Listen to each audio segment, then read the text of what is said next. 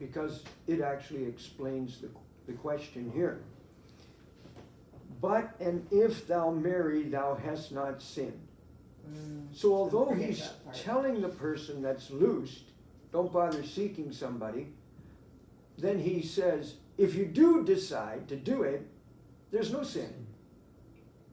You're free to make that decision if you want to. We're saying do not seek a wife as a commandment, so you're going against that commandment by seeking a wife.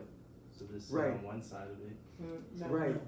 And still there's no sin. So you have a will of God, you have a, you know, I'm not sure if we should use these thoughts, but you have a perfect will of God, a permissive will of God.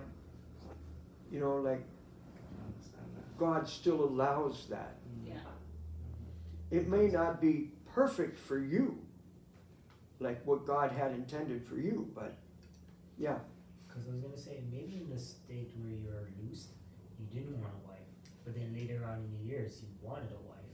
Right. Are you gonna be like, okay, I'm not gonna break, but I'm burning and I want to get married now? Right. You know, so it almost puts you in a place where it's a personal choice to a degree, but the faithfulness is between you and the commitment and God that you would make or not make. Okay. Yeah. And then verse 29. But this I say, brethren, the time is short, it remaineth that both they that have wives be as though they had none. So although you're married, mentally, you have to think, I'm first committed to God. Yeah. So you have to act like you're really not married, Wow. just so your relationship between God doesn't get damaged. Right. Yeah. So, Amen. okay, so we have one commandment here. Then verse 30, they that weep as though they wept not, one commandment.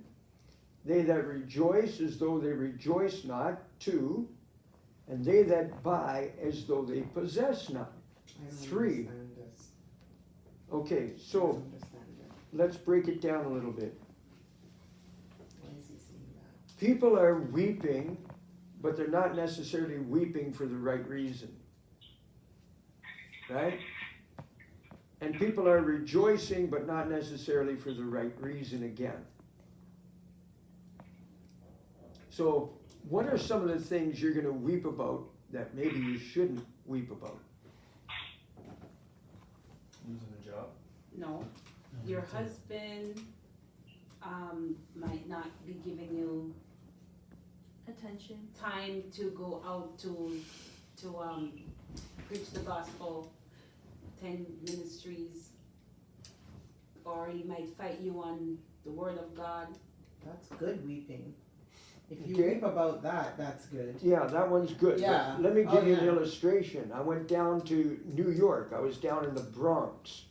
I went to a church. I preached in the church. After the service, a woman came to me and said, I want you to pray for my husband to come back to me. Oh, your husband left you? Yes. My husband left me and I want him back. And the woman's like broken, right? Like she's been hurt so bad over this. Yeah. And like weeping. Okay? And then she said to me, my husband left and went back to his wife. Oh Lord. And she wanted me to pray for her. Oh, That's that's not good terrible. weeping at all. No way. That's terrible. So Holy the brother. there are a lot of weeping that shouldn't be going on. Right? Lots of weeping that we shouldn't be doing. So weeping, but it has to be for the right thing.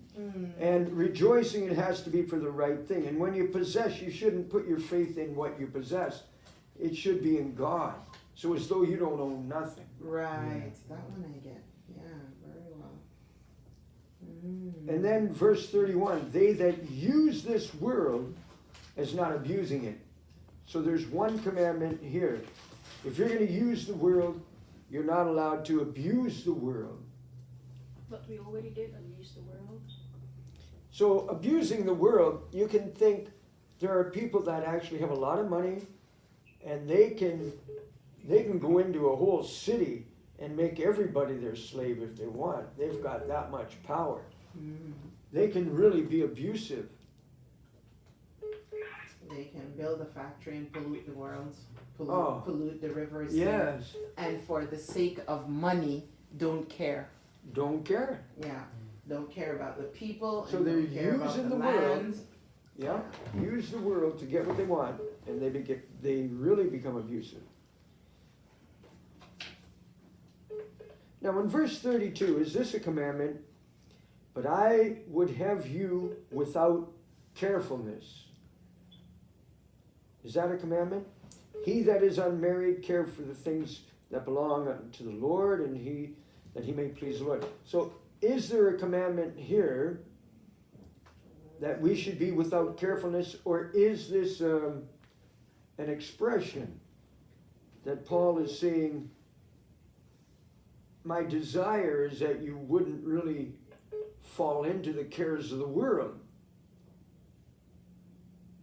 I think that's Sounds like a statement. yeah, close to His what desires it for sounds this. like. Yeah. Okay, let's bypass it then. We'll go to 30. What else do we have here? 33 is a commandment. Yeah, 33, there's no commandment here, I don't think. What else did we take note of?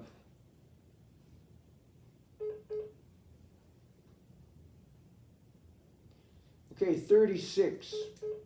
Yeah. Unless you see something before that, I see 36 as the next one. This is a very troublesome verse to me. You're not going to like how this reads. I'll tell you that now. But